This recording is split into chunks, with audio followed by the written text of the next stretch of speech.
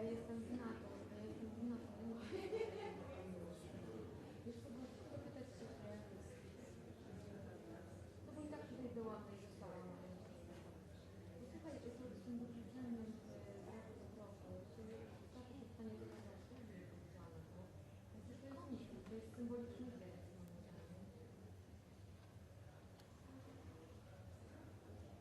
No.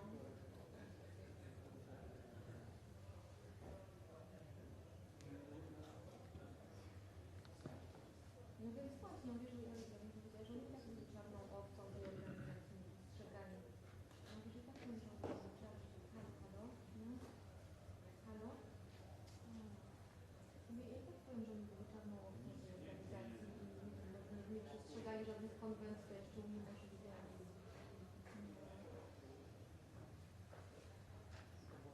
Do we normally get a warning that he's coming, or just turns up? Give a 2-minute warning?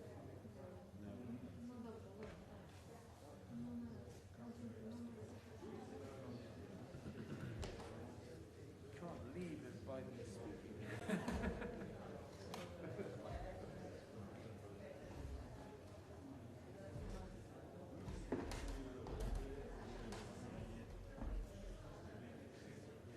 The meeting didn't start quite on time.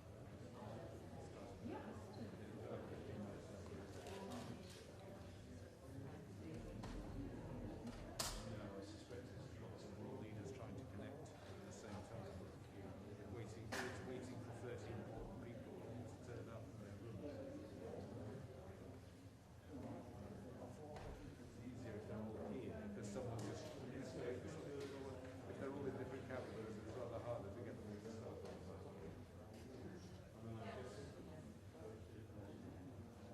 Bizarrely, Orban was here. Orban was here. Everyone happened, but most of them happened to be in the city last night. All of them. No, bullshit.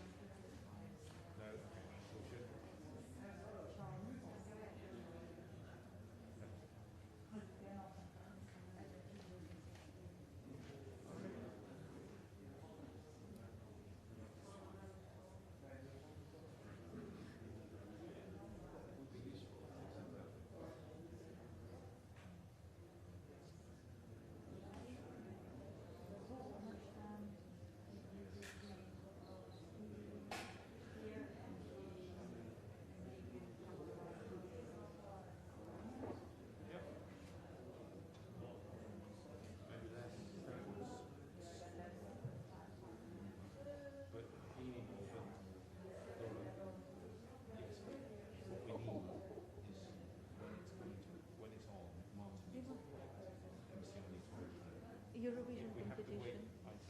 Organizers said, fuck it. Yes, You are. exactly. You are. Bravo. They said we were coming to Eurovision. value.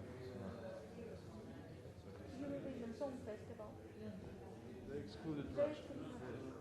They say that we remain dedicated to protect the value of the cultural competition, which promotes economic exchange and understanding, and they don't want to have Russia inside because it will, and they have already also been suspended by the Council of Europe, Yes.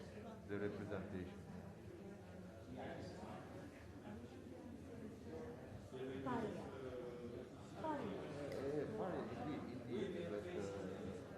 since he has no, his mental illness is horrible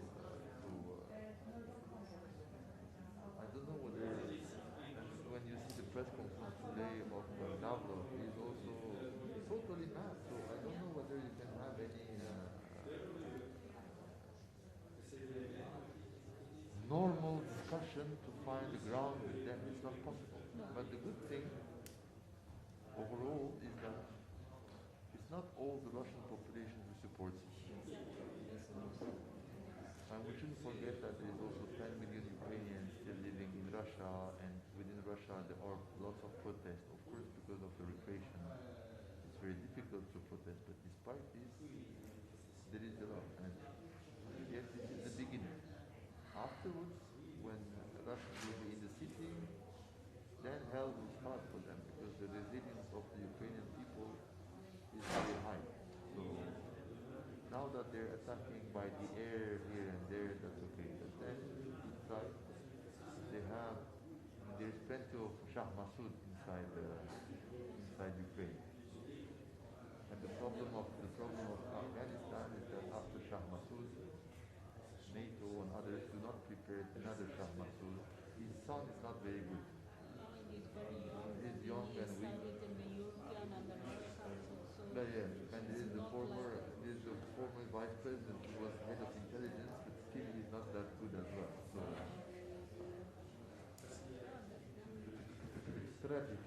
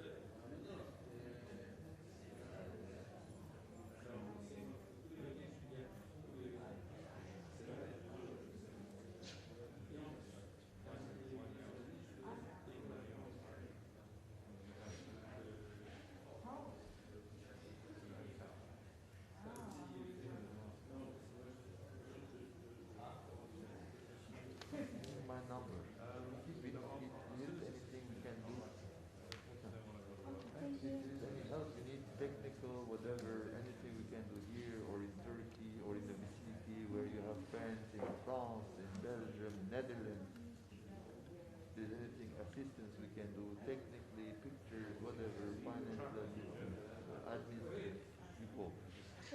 Always. Thank you. Because I have left my card holder upstairs in my backpack. If I needed to know how to find Man.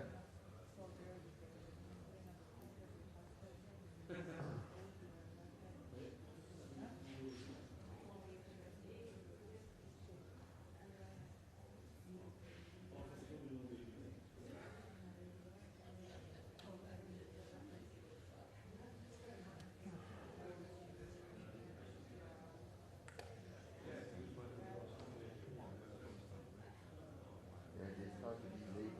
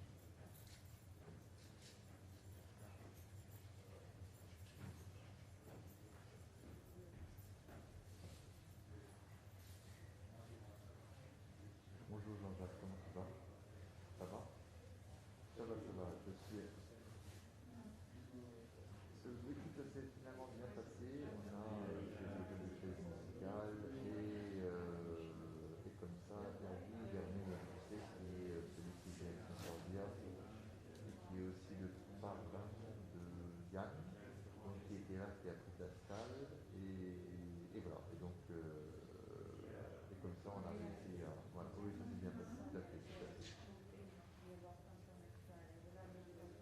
Just say no. Oui, parce qu'on n'a pas réussi à te joindre, donc j'ai pas su ce qui se. Si tu venais ou pas, etc. Et tout, mais... Allô, allô, oui, tu m'entends? Oui. Voilà, voilà. Oui, parce que sur le moment, comme tu étais inscrit, je n'ai pas su. Oui, oui, oui.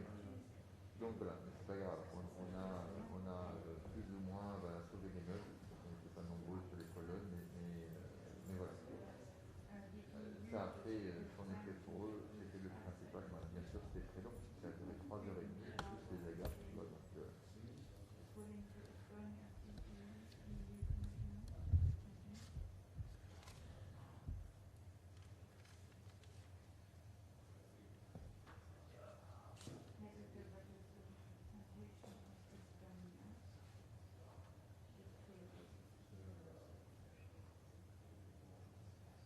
Ah oui.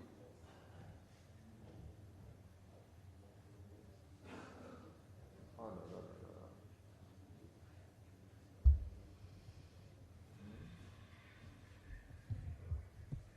Ah, oui, non. Non, il n'y a pas de souci. C'est dommage que tu n'aies pas été là. Ça aurait été bien orchestré, etc. Et ça aurait été bien aussi pour... voilà, oui, mais bon. À l'impossible, je dis toujours, à l'impossible, nul n'est tenu et nécessité fait loi. Et donc, la nécessité, c'est que tu sois protégé, pas de souci, quoi. Écoute, pour l'instant, ça va. Oui, pour l'instant, ça va. Alors, il y a encore des cas qui augmentent, etc. Donc, je fais très attention. Mais pour l'instant, il a été épargné. Donc, il a eu sa 5e dose. Et voilà. Donc, oui. Oui, parce que maintenant, ils font, donc, pour les personnes qui ont plus de 80 ans, ils font une dose tous les 6 mois. Voilà.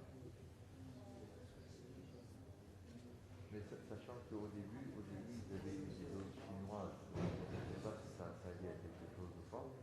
Donc pour l'instant, dans ce calcul-là, il a eu 2 doses chinoises et 3 doses de Pfizer. Donc je pense que les 2 premières doses du chinois, c'est beaucoup plus du placebo qu'autre chose. Voilà. Tout à fait, exactement. Voilà, voilà. Mais écoute, je te remercie beaucoup. Désolé de t'avoir été un peu tard, mais j'étais avant l'heure pathétique, donc ça marche. Écoute, je t'embrasse fort, je t'embrasse Bonnet, et puis je te dis à bientôt. Avec bien. À bientôt la vie, salut.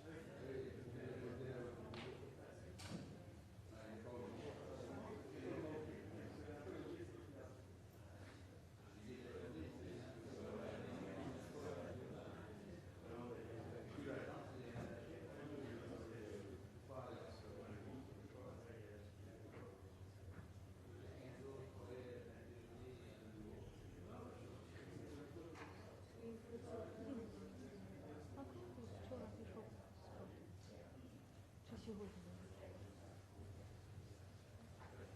4 часа ночи. Похоже, да? Встал, правда, полвосьмого. Я не спала. Мені не спалося. Я все заставил. Примусил себя. Зарозуміла. Тому що інакше повністю роздати.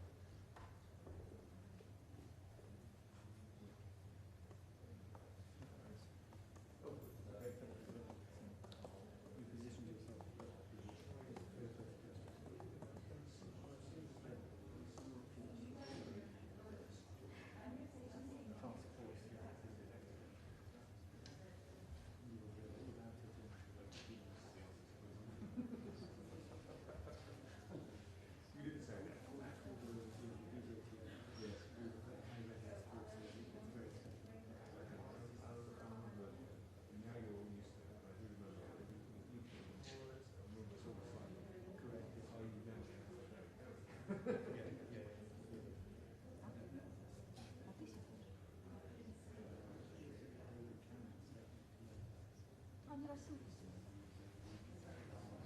Ну хреново. Понимаешь, если у нас хотя бы ориентированы ребята, будет текст перед пресс-конференцией. Ну, надо подготовиться. Не, ну я готовлю. Basically, the national French-German thing is the centre of it. А у тебя таблетки?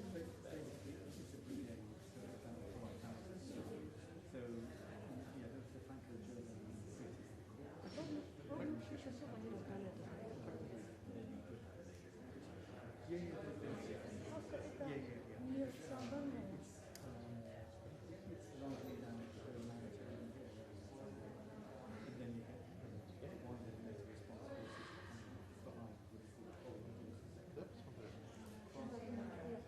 Файл сохранить?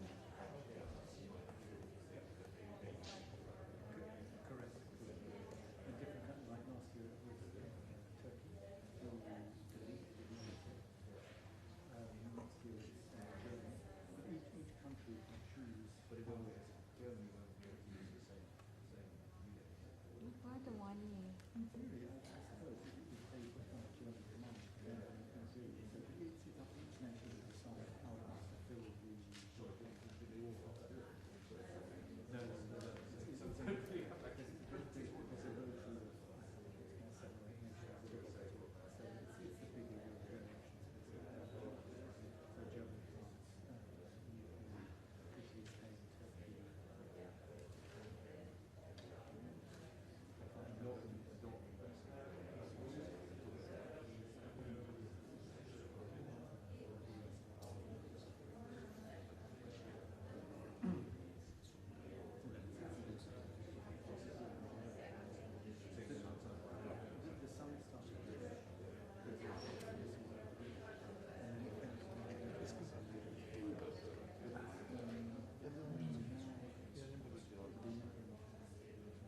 Там единственная мысочка стоит.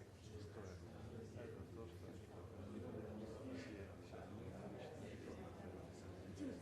Дело не в новостях. Дело в позиции. Это первое заявление одна. Совместно. Дело не в том, что здесь нет новости. Ее нет. Ее тупо. Но это позиция всего альянса. Если раньше это... Нет, аналогичная ситуация была в вчерашнем саммите. Там нет новостей. Но это позиция всего альянса. Это просто политический вопрос. Не более. Здесь новостей нет абсолютно. Поэтому именно с этой точки зрения... вот с этой точки зрения будем давать картинку. Вот, в принципе, и все. Это понятно.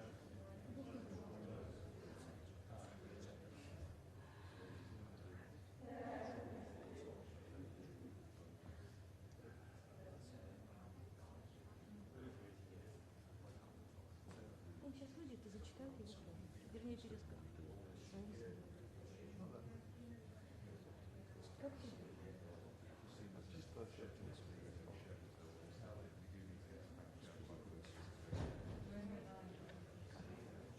О, зачем уж я закрыла шкаф? Буду читать. Сверяй. Что мне кажется?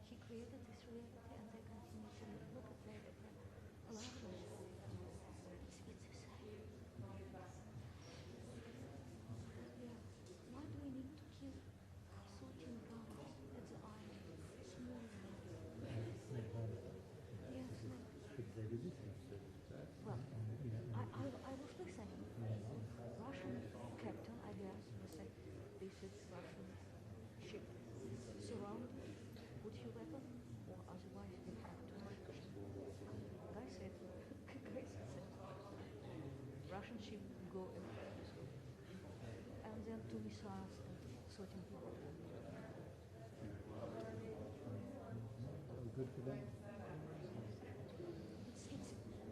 It's a nightmare. It's a nightmare.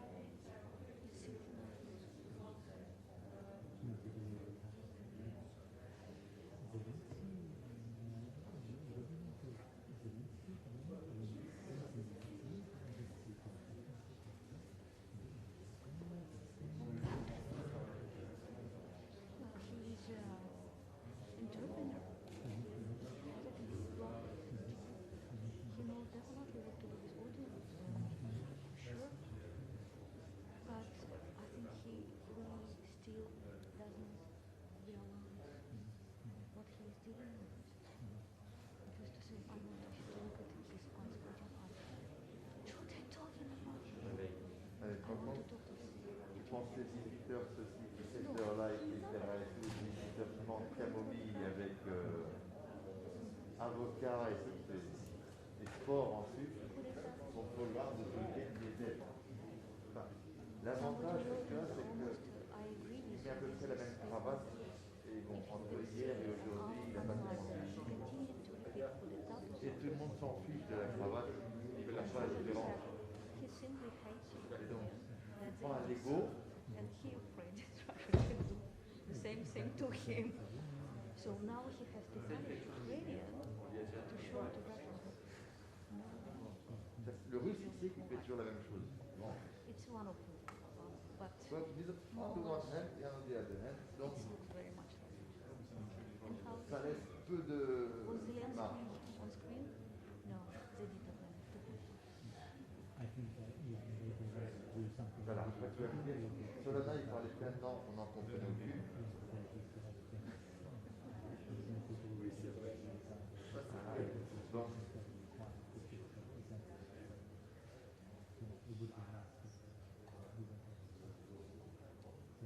Busy time.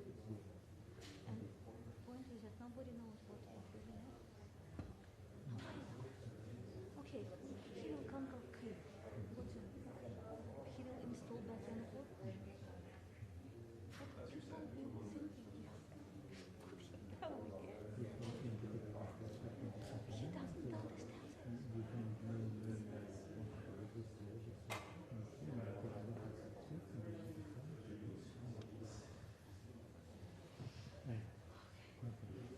He doesn't understand that.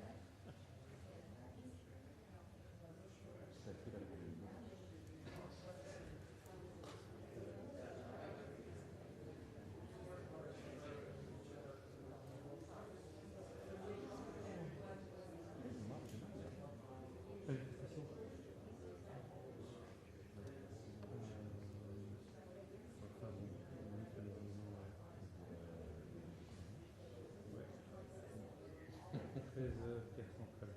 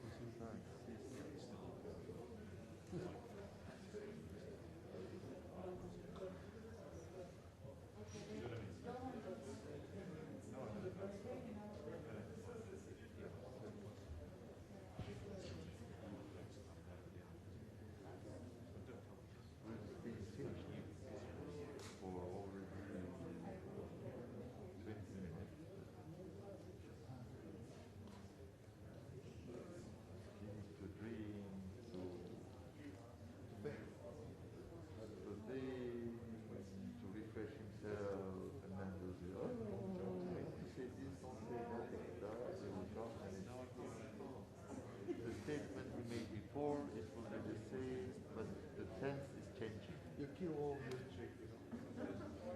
That's it. At any pre-ministerial, we will take decision on it, and then we change just the tense of the word, and it says that we have this is decided to blah blah blah. That is high class. The person is predictable. The audience is predictable. Yes, but this is not good because out of the box, because he's not confident. He's not confident in his English. He's very worried to make mistakes and misinterpretation, and therefore he's so because you know he's a statistician. So less we talk, less we make mistakes. There's less chance that we make mistakes. If you say always the same thing, there is. You know, but it was you who said that, you know, they can say everything they want. Yeah. The main point is they taking right decisions. Exactly. That's it. Exactly. So that we're taking right decisions. All of them. Oh, yes? Yes. That's good. Yeah, I can yeah. Anyway, he doesn't decide. Just decide for human resources. That's it. And just for the light and electricity. Yeah, but And he's a moral figure. He's a moral. should not underestimate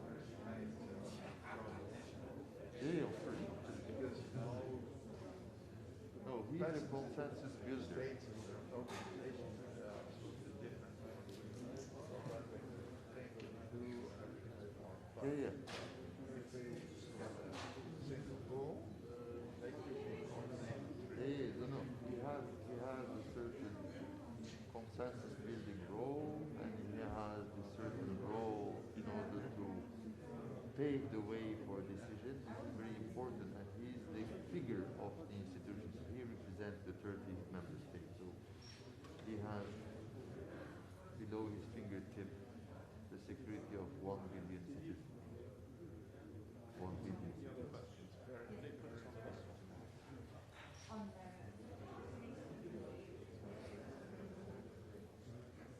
So there's the let's say funny part of it, because if you don't, sorry, Now the state yeah, now the thing is higher. So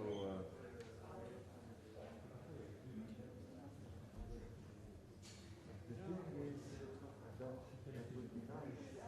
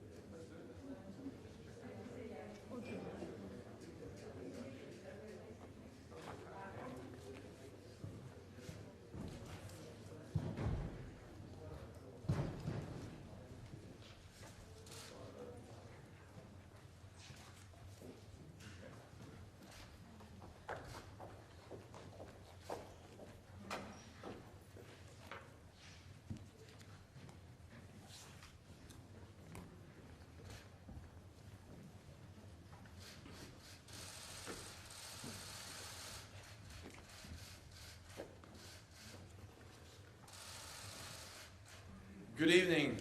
Allied leaders have just met to address the gravest threat to Euro-Atlantic security in decades. I invited NATO's close partners, Finland, Sweden and the European Union, to our summit because this crisis affects us all. Russia has shattered peace in Europe. The people of Ukraine are fighting for their freedom in the face of Russia's unprovoked invasion. We deplore the tragic loss of life, enormous human suffering and destruction. Our thoughts are with those killed, injured and displaced. We call on Russia to stop this senseless war. Immediately cease its assaults, withdraw all its forces from Ukraine, and turn back to the path of dialogue and turn away from aggression. The Kremlin's objectives are not limited to Ukraine. Russia has demanded legally binding agreements to announce further NATO enlargement and to remove troops and infrastructure from allies that joined after 1997. We are facing a new normal in European security, where Russia openly contests the European security order and uses force to pursue its objectives. The world will hold Russia and Belarus accountable for their actions. Russia as the aggressor, Belarus as the enabler. President Putin's decision to pursue his aggression against Ukraine is a terrible strategic mistake, for which Russia will pay a severe price for years to come. NATO allies and the European Union have already introduced significant sanctions, and many of our partners around the globe have joined us. We must stand ready to do more, even if it means we have to pay a price, because we are in this for the long haul.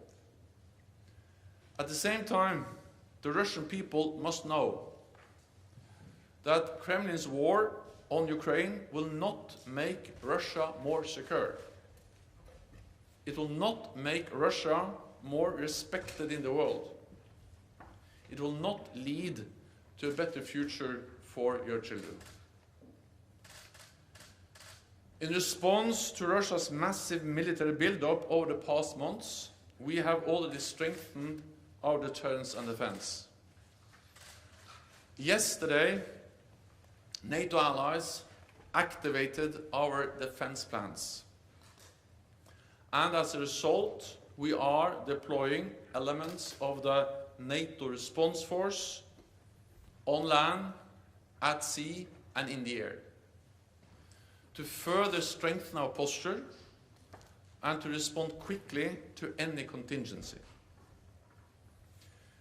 The United States, Canada, and European allies have deployed thousands of more troops to the eastern part of the alliance.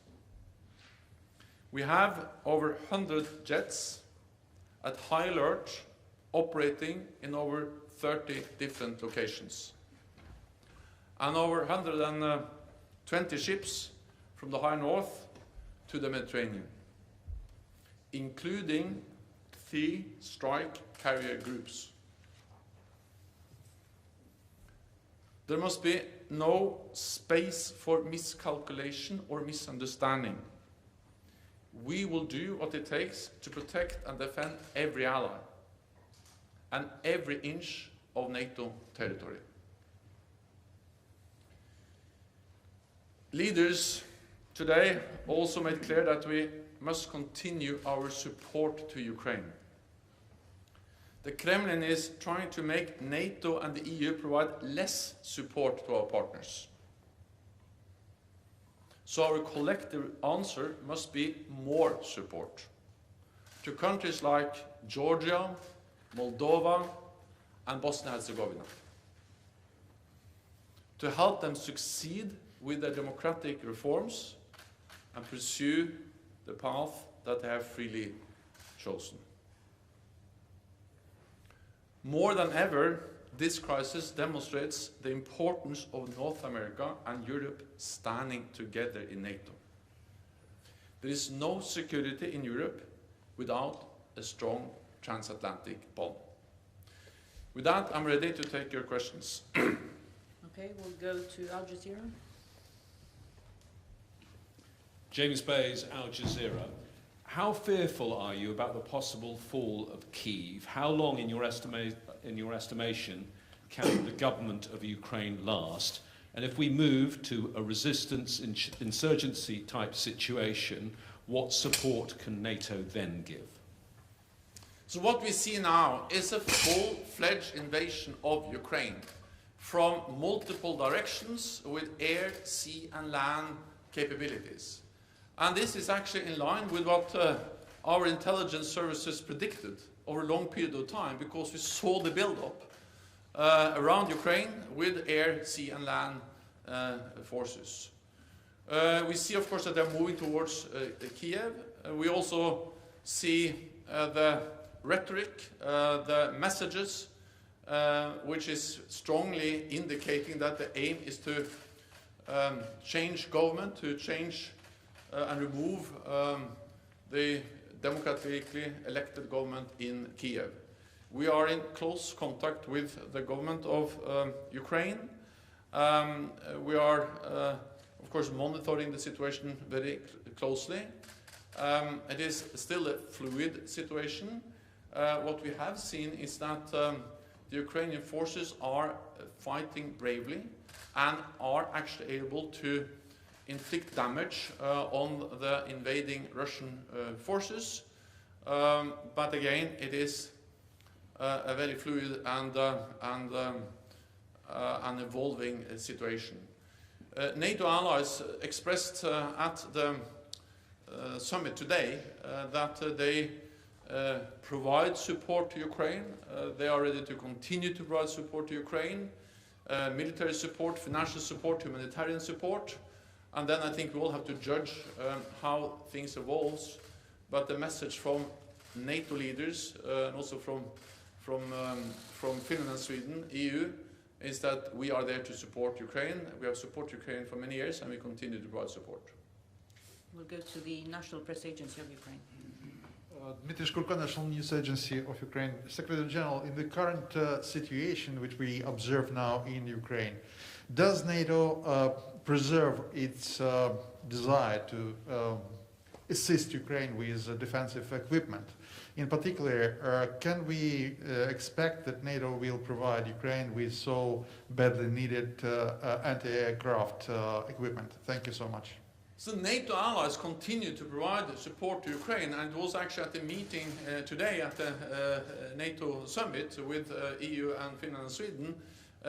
Allies announced and also informed other allies about the type of weapons, the type of support, and some of that also includes air defense systems. So NATO allies have and continue to provide support, military, but also different types of equipment to Ukraine. Then we all realize that, of course, in this very evolving and difficult situation, it's hard to predict what will be the what are the possibilities in the future. But allies are providing support and are very committed to continue to provide support. Okay, we'll go to NBC, just behind the cameras. Thank you, Mr. Secretary-General. There's concern that NATO could get pulled into this conflict if Russia were to shut down electricity or other services in Ukraine that could spill over into Poland or Romania. Can you say explicitly whether a Russian cyber attack of that nature would trigger an Article 5 collective defense? So we are sending a very clear message to Russia that we provide support to our partner Ukraine, and allies provide many different types of support. NATO help Ukraine also with their cyber defenses. But then for NATO allies, we provide the absolute security guarantees under the Washington Treaty, Article 5. An attack on one will be regarded as an attack on all. And we are clear on this distinction because it is important to make sure that we don't have an even bigger crisis in Europe, where Russia challenge or is threatening or attacking any NATO allied country. And that's the reason why we so clearly send a message that we are there to protect all allies and every inch of NATO territory. When it comes to cyber attacks and the risk for incidents and accidents, for instance in the Black Sea, we are pursuing mechanisms of deconfliction to prevent that from happening. We have, as NATO allies, especially the United States, have done that, for instance, in Syria over a long period of time. And we, of course, are very focused. I spoke with Sarkar, the NATO Supreme Commander, on that issue recently. and he is very focused on the need to deconflict, to make sure that we don't have incidents or accidents that can spiral and get out of control and create a very dangerous situation. On cyber, well, we have stated that cyber attacks can trigger Article 5, but we have never gone into the position where we give a potential adversary the privilege of defining exactly when we trigger Article 5. We are focused on strengthening our cyber defenses. We are very much aware of that that's a risk, and therefore we are stepping up both the protection of our cyber networks, but also providing support to Ukraine, and we are very focused on the need for deconfliction. Okay, we'll go to NPR Deutsche Welle. Just Thank you. Terry Schultz with NPR and DW. I want to know more about the deployment of the NRF forces, please. How many will be sent where, from where? How long will it take to get there? Thinking about military mobility, as always. And also, what has changed in your calculation about the threat to NATO territory that has led allies to make the decision to deploy this for the first time in history for the purposes of collective defense? Thank you. Well, what has changed over the last days is, of course, that there's a full-fledged invasion of a partner, a country that borders several NATO allied countries. And this is the most serious security crisis we have faced in Europe for decades. And therefore, we have the High Readiness Force, we have the NATO Response Force, and that's the reason why we are deploying it, to, again, prevent any miscalculation, any misunderstanding that we are not ready to protect and defend all allies. And of course, this is something all allies have agreed to do. 30 allies agreed. But of course, especially those in the eastern part of the alliance are extremely concerned. They are close to this, the fighting in Ukraine, and they also border Russia, and they have seen not only the military build-up and the ongoing war in Ukraine, but they also seen the very threatening rhetoric. Because this goes far beyond Ukraine. This is about how Russia is actually challenging, contesting core values for our security, and demanding that NATO should withdraw all forces and infrastructure from almost half of our members. And they have stated that if we don't do that, if we don't meet their demands, there will be what they call military technical consequences. So we have to take this seriously, and that's exactly why we are now deploying the NATO Response Force for the first time in a collective defense context. And we speak about thousands of troops. We speak about air and maritime capabilities. They are already actually part of the standing naval groups.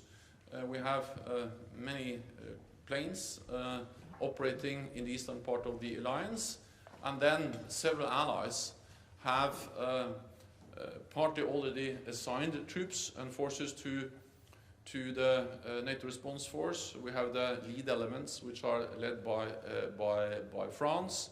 We have the United States, which has assigned thousands of troops to the NATO Response Force. And these will be deployed to different places in the eastern part of the alliance. Well, they are partly coming from the United States, but these are also very much European troops. For instance, the lead element, the VJTF, the High Readiness Joint Task Force, is now led by France. There's a strong German component there, and other allies also part of that. Associated Press. Lorne Cook, Associated Press. Just to follow up on that, Secretary General, the VJTF can only go to one place, and you have 8 allies that are extremely nervous. I mean, where might you send it? Have you identified a particular weakness on that eastern flank? Thank you. But I think we have to understand that we have many elements, components of the NATO Response Force. We have increased the readiness of the NATO Response Force, and then I don't speak only about the lead element or the VJTF, the Very High Readiness Joint Task Force, but we speak about more elements than just that one. Second, we have allies, the United States, but also United Kingdom and other allies, that have increased readiness of forces that are assigned to NATO and the NATO response force. So of course these are additional forces that we can deploy as part of the broader deployment of the NATO response force. I'm not saying that we are deploying the whole force. The size of the NATO response force has been tripled since 2014 to roughly 40,000 troops.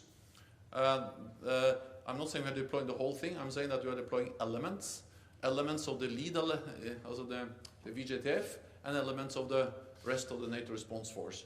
And then it is for SACEUR to make final decisions exactly where the different elements are deployed. But we activated the defense plans yesterday, and now the elements of this force will be deployed, or is being deployed. Okay, we'll go to TV2. Lady in white. Lady in white, over there. Thanks, Elin Sørsdal, TV2 Norway. I'll just follow up on AP and what Terry from NPR said. How quick can these troops and this force be deployed? But some of these forces are already operating because we have sea and air forces, which are also already part of the NATO maritime forces operating from the Barents Sea down to the Mediterranean. Some are air forces, the air component of the NATO response force. And then some of the land forces also can move within a few days because they are part of either the lead element, which has already high readiness, or the other elements that has been put on high readiness. So we speak about days, and some are already operating because we have increased our presence already. Okay, we'll try to take a couple of questions online. We'll go first to Frankfurt Allgemeine Zeitung, Thomas Kutschka. Thanks a lot. Good afternoon. Secretary-General, in the statement that has just been released, it is said that Russia's actions are flagrant rejection of the principles enshrined in the NATO-Russia Founding Act, and then it continues, it is Russia that has walked away from its commitments under the Act. Does that mean that NATO now considers the NATO-Russia Founding Act as obsolete, or do NATO member states are they still bound, do they still feel bound by this document? Thanks a lot. Also, NATO leaders decided today a statement where we clearly state the fact that Russia has walked away. The NATO-Russia Founding Act is based on some core principles enshrined in the Founding Act, and that is the respect for territorial integrity and sovereignty of all countries, including, of course, Ukraine. And this has been violated not once but twice, and actually been constantly violated since 2014 with the illegal annexation of Crimea and the continued presence of Russian forces and Russian-backed separatists in eastern Ukrainian Donbass. And this is further violated with the full-fledged invasion of Ukraine that we have seen over the last couple of days. So what we see is that Russia show no respect for the NATO-Russia Founding Act. And of course, if you have a founding act between two partners, NATO and Russia, and one part doesn't respect that agreement, the agreement doesn't work. It doesn't function. It doesn't help us to improve our relationship with Russia. Because even if the founding act has good provisions and good intentions, if these intentions and the provisions and the founding act is not respected, it doesn't work. So that's the reality. The NATO-Russia Founding Act doesn't work because one side, Russia, has violated it over many years, but now we see a extremely blatant and flagrant violation of the Founding Act with the invasion of Ukraine. We'll take the next question online also from Greg Palkett from Fox. Thank you, Juana. Thank you, Mr. Secretary-General. Two quick questions, one about war, one about peace. Do you agree with some reports of intelligence officials that Kiev could fall within the next, say, day or two, and despite the bravery of the fighting that you have cited among Ukrainian soldiers, do you see a defeat inevitable if war goes on? And the quick question about peace, there is discussion, President Zelensky offering to discuss with Russia an approach to peace that might include neutrality for Ukraine. Would you agree to something like that? Thank you. So first on the situation on the ground. It is a full invasion of Ukraine. They are moving towards Kiev, and the stated goal is to change the government of Ukraine. It is a very unpredictable situation. Therefore, I will not speculate, but I will pay my respect to the Ukrainian armed forces, which are really proving their bravery and their courage by fighting and standing up against the much larger invading Russian force. On potential talks between the government of Ukraine, President Zelensky, and Russia, my main message is that this is for President Zelensky and the government of Ukraine to decide. What we need to see now is that Russia stop the attack against Ukraine, that they withdraw their forces and cease all the attacks on Ukraine. That's the easiest, the fastest, and the best way to peace. So if they want peace, then it's just stop to attack Ukraine. And therefore we call on Russia to do exactly that. Okay, we'll go to NTV. Yes, Sonomot from NTV. Secretary General, two short questions. First, you're a statistician, and so far with regard to risk, you have already evaluated the risk and the threat against NATO coming from Russia. Particularly, you foresee the playbook of Russia. And so my first question is, what is the risk that this conflict spread where, and what might be the end goal of Russia? And my second question is, you have at the tip of your fingers the security of 1 billion citizens in the transatlantic area. So you met with on VTC all the leaders. Can you reassure the public opinion that if there is a genuine threat coming from, because the rhetoric, the aggressive rhetoric of Russia, its behavior is unacceptable, that all member states are committed to defend and protect every single centimeter of NATO? Thank you. In the meeting today with NATO leaders, it was a very strong message of unity, a very strong message of resolve that we need to stand together, not only in words but also in deeds. So we agreed a strong statement calling on Russia to stop the attacks on Ukraine, to withdraw its forces, but also we agreed to continue to provide support to Ukraine and also continue to strengthen our presence in the eastern part of the alliance to prevent any attack on any NATO allied country. We have a defensive presence in the east. We are increasing our presence, not to provoke a conflict, but to prevent the conflict. And as long as there is no doubt about NATO's readiness to protect and defend all allies, and our commitment to the core message, the core task of NATO, one for all for one, an attack on one ally will be regarded as an attack on all, then no ally will be attacked. And that will prevent the conflict. And that will preserve peace for NATO allies and for 1 billion people. And that's the reason why we communicate so clearly, and that's the reason why we are deploying more troops in the eastern part of the alliance, to make sure that there is no possibility to misunderstand our readiness to protect and defend all allies. And again, this is to preserve peace, to prevent an attack, and to prevent that the war which is going on in Ukraine spill over to any NATO allied country. and that was the message from NATO leaders today.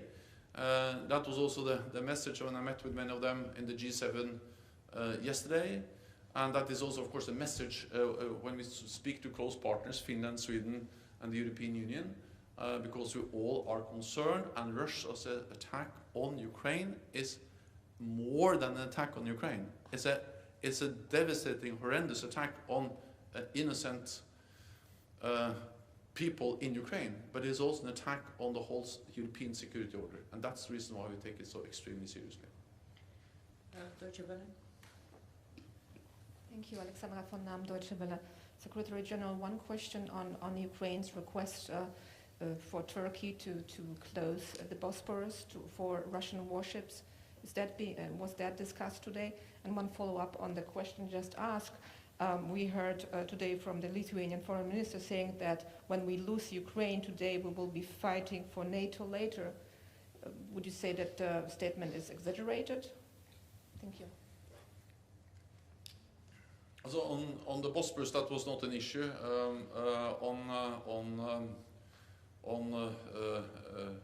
The potential attack or any potential attack on a NATO allied country, well, that has been my message throughout the whole day. That was the message from the NATO leaders in the summit today, is that we are there to protect and defend all allies.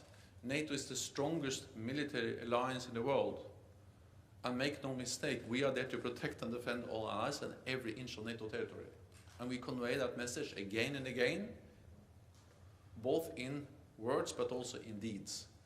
And that's the way to prevent war, that's the way to prevent an attack, to preserve peace, and we have done so for more than 70 years, and we will continue to do it, also in the light of the attack on Ukraine. Thank you very much. This concludes this press conference. Thank you so much.